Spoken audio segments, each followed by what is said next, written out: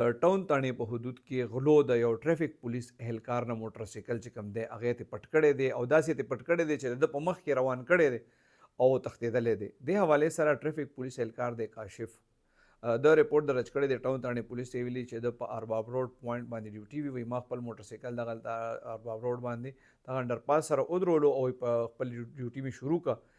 دی وایي داسې چې څه وخت وشو نو زما هسې شک رالو چې یاره مطلب دا موټر سایکل خو زما نه دی. یو کس زما طرف ته را روان و موټر سایکل باندې. وایي ما ته شک شو چې دا زما دی. وایي ما چې شاته وکتل زما موټر سایکل مطلب همدغه و چې هلک پې خوا واړولو او دی پې لاړ وتښتېده.